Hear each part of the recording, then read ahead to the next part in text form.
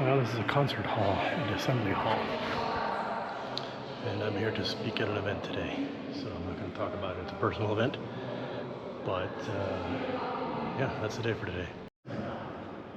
Look at these windows. These are actually not very fancy compared to most, but still pretty interesting. You can see that it's under repair, so they have a net to catch nothing big, but like small pieces of plaster that's cracking. So they're working on restoring it, but it's still an active hall. Number 11 is Planet Melmac Sour. Somebody likes the show Alf, so I'm definitely gonna have to try that one because I like sours usually. Got a pretty cool vibe. I would come back here. I got a back room here too. So definitely a cool place. And I noticed they got burgers here. Burgers look pretty good. So added to my list of places to go. So head home slowly, find a Shiverma. What should we talk about today? Oh, Crossroads Shaverma. Check that place out. Yeah, it's only a 4.3 on Yandex. I don't feel like reading all the reviews. New Mexican place, but it says it's a bar. It's not even on Yandex. So it must be super new. So I'm gonna walk around for a bit. I generally won't eat anything below a 4, but 4.3 I gotta read the reviews. Anyways, so just gonna walk home. Now we can just see what the city looks like. Take a tour. Toss together a video tonight about something. But I do have a question for a lot of you on the Ukraine topic. I don't know. Do I do crossovers into these videos or not, or do I keep them in my shorts? But I know according to the West that, you know, Ukraine was this peaceful country and everything was fine, and then one day Putin woke up in a bad mood, wanted some more land and invaded, and that's the history. And the problem is, look, that's cool, I guess. That's just not the history. Now, you can be against Russia. I'm not asking you to take Russia's side necessarily, but I am asking you to consider that the history is a little more complex than that. Russia, for example, has more Ukrainian refugees than any other country. So, if things were so, as the West says, then why are there minimum 2 million Ukrainian refugees who have chosen to come to Russia? And no, they weren't forced to. You can't keep, I mean, you really think Russia's holding 2 million people hostage here and there's no problems? They're walking the streets here, they're working. I have many friends from the Donbass region, and I've just heard so many stories firsthand from these people that they moved to Russia because their houses were shelled and destroyed by the Ukrainians prior to 2022. So I just talked to somebody else the other day, born in Donbass. They left around 2016 or 2017 because their village was constantly being shelled by the Ukrainian side. And then their house that they were in got completely destroyed a year or two after they left, and their mother died in the shelling from the Ukrainian side. And no, it's not the Russians, because, listen, I know most of you are like, well, you don't know where the bomb came from. Okay, if a bomb comes out of the sky, yeah, you might have trouble. But shelling, you can tell which direction it comes from, okay? And back then, the lines from 2014 to 2022 were fairly static. So there's no way that Russians were sneaking over to the Ukrainian side and shelling back in from Ukrainian-controlled territory. And again, I'm not asking you to take Russia's side. I'm just asking you to understand that the history is far more complex than what you've been presented it as. And if you're being lied about that, what else are you being lied to about? Another video, and the problem is when you go on YouTube, is all the videos, almost all of them are either Ukraine's winning or Russia's winning. YouTube has become, I love her a long time, just a huge echo chamber of people just saying whatever it is they think people want to hear to get views. And people fall into this. You can take people on the other side and go back and look at their videos from 6 months or a year ago or 2 years ago and see how many of them came true.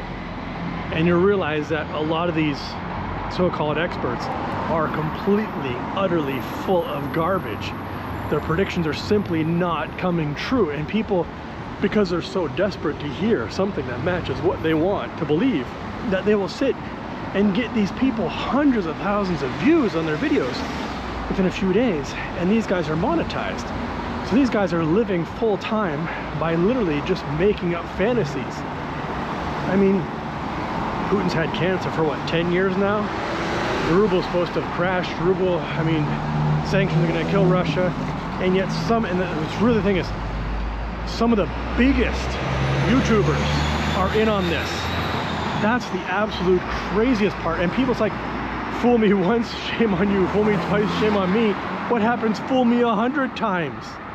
I just don't get it. So I have a list of ones that I generally consider to be reliable and worthy to watch. Like, the Russian dude is not reliable whatsoever, okay? And I forget the other guy, Konstantin. I mean, I like these guys. They're okay people, but their channels are just complete garbage at this point, and they have to know this. They have to know this.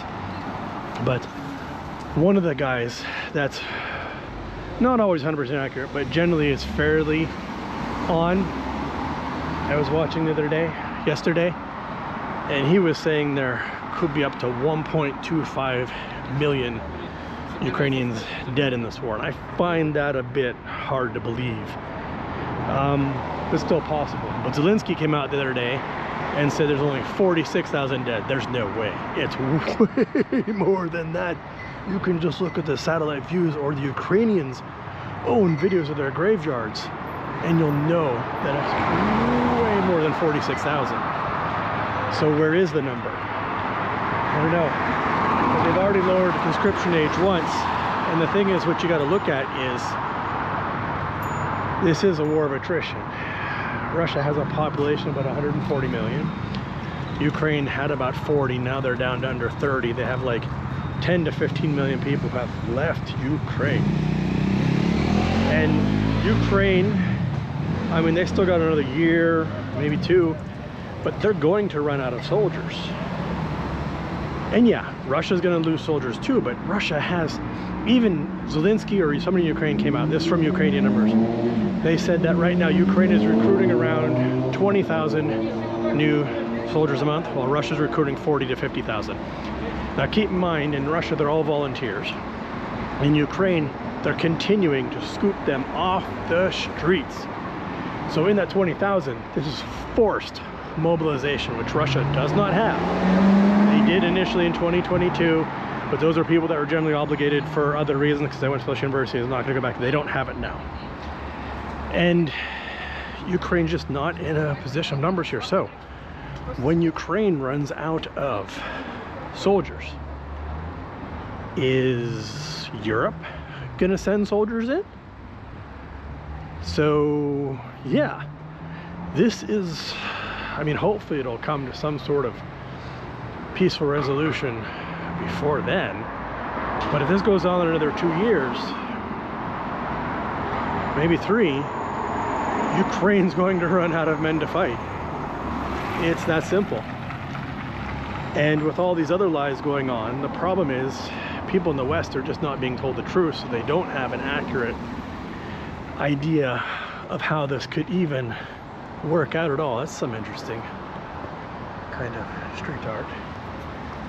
And again, I'm not asking you to trust necessarily what the Russian news says, but people just don't realize how bad the Western news is. Not only YouTube. I mean, you guys are just absolutely being lied to. The truth is somewhere in the middle.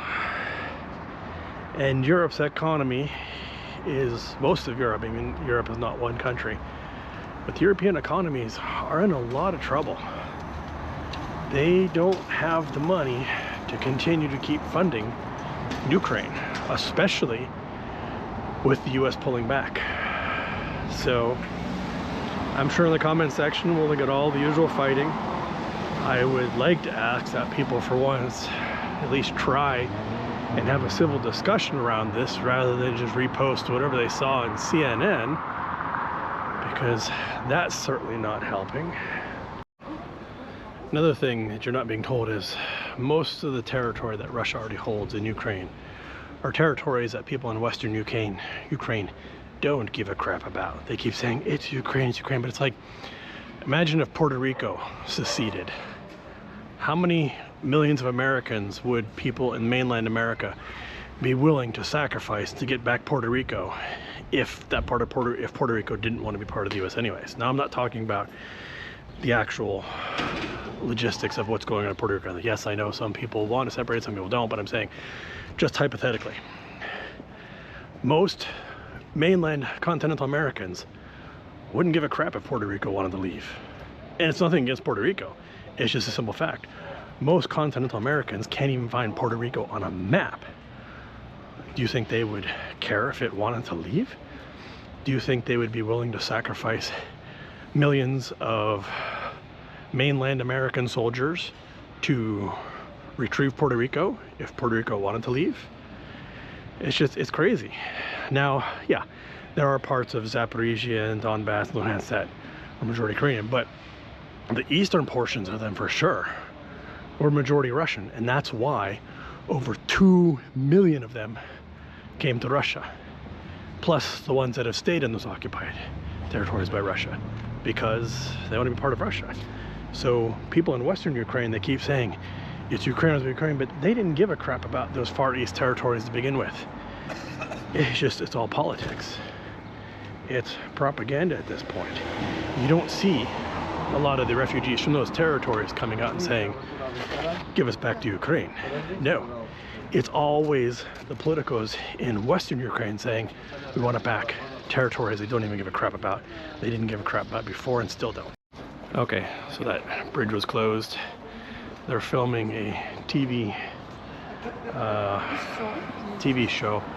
The gentleman was very polite and he just asked me where I was from and stopped me and said, you can't go there, it's closed. I asked him why. He says they're filming. You can see the equipment truck over here and gave me instructions, but I know where I'm going. I know the city pretty well by now. So there's a footbridge over here.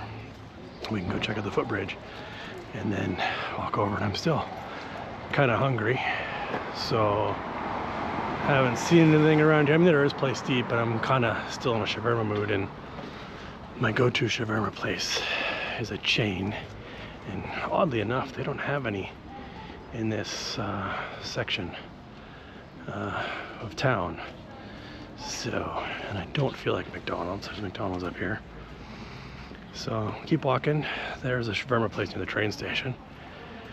I'm feeling falafel-y. Had 2 Minion juices there with a friend who's sadly leaving Russia. Not because of anything with Russia, just job related movement. No, nothing to do with the sanctions, nothing to do with that, just job opportunity. So maybe I'll come back someday, maybe we won't. That's what happens with international crowds though. Sometimes people move around every few years for different opportunities, so I wish him well. It was good to have a couple Minion juices with him before he went. And you know, I don't know, decent day. I spoke at a high school graduation and really put a lot of effort in that speech, and actually wrote on it fairly well. Several, I mean 5 or 6 of the students came up and said they really connected with the speech. At least as many parents came up and said so, and got quite a few laughs as well. So overall, a success. I thought I had about 8 minutes of material. I spoke slow, but it came off about 3 or 4 minutes, which was fine. There wasn't any requirement. They told me between, 5 to 8 minutes. Oh yeah, here's the whole TV crew. Here's all the vans and stuff. So this is Canal Gribiyedova. So I can walk down here. She want to walk across.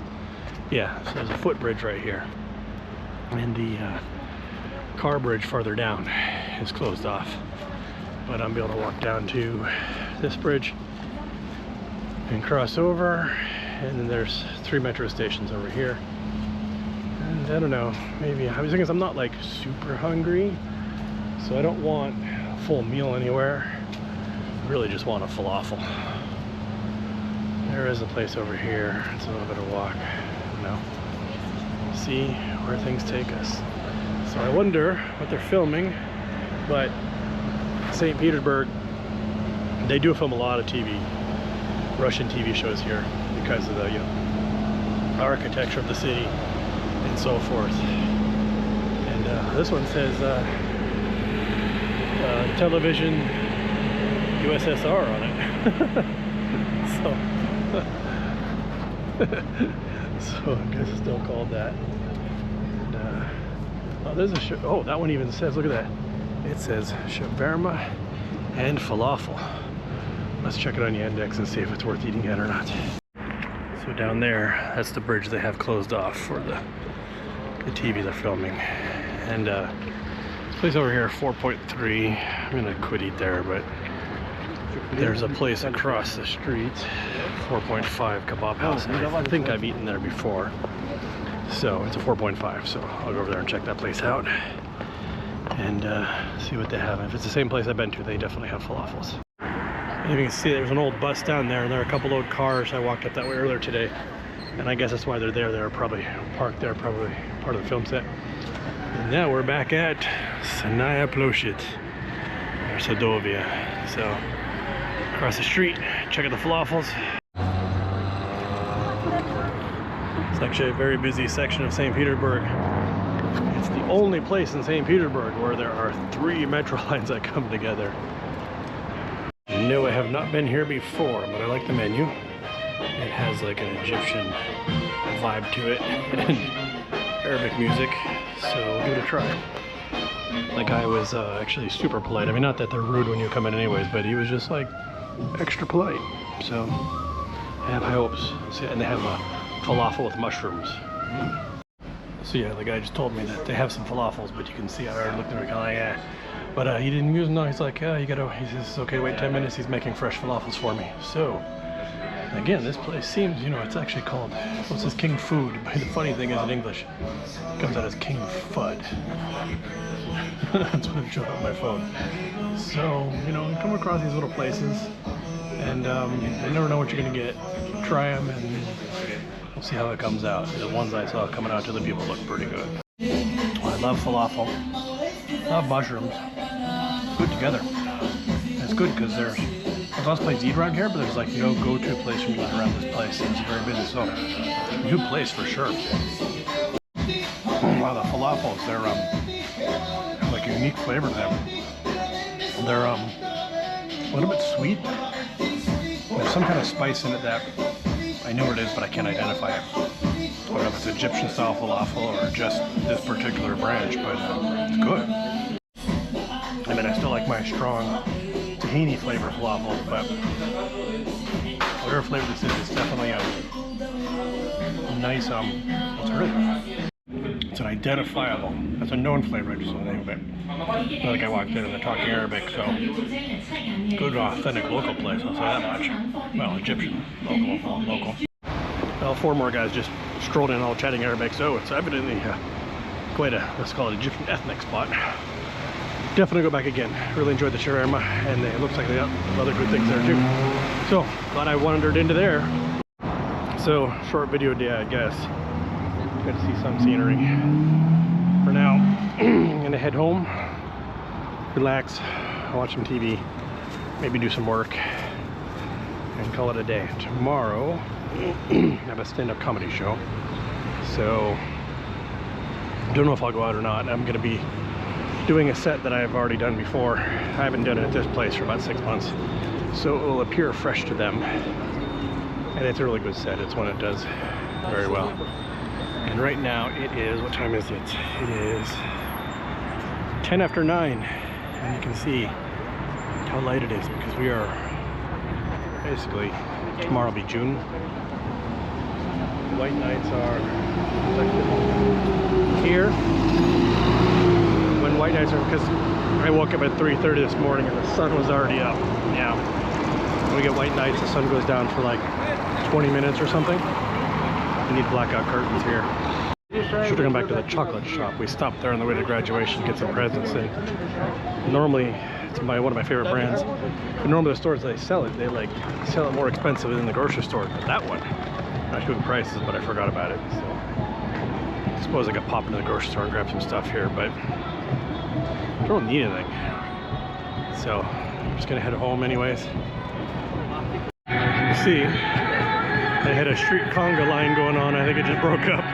But there was like 15 of them in a, I don't know, I guess you could call it a conga line. If you ever enter the metro at this part of St. Petersburg, normally if there's two lines, the two exits will be like a block apart or something. So if you enter one, you can walk to the other. It's about the same distance walking overground, especially when you're helpful. But this one's really weird. We have one there, and the other one's right across the street. It goes underneath. But you want to enter on the right one, because if you don't, when you get under the ground, you gotta walk way farther than you would overground. This is the orange line. But if I enter the purple line over there, I'll go purple to blue to get back to orange. You end up in this huge maze. You know, it's like a 20-minute walk underground to do this 30-second walk above ground. This is the newest of the three stations, the orange line.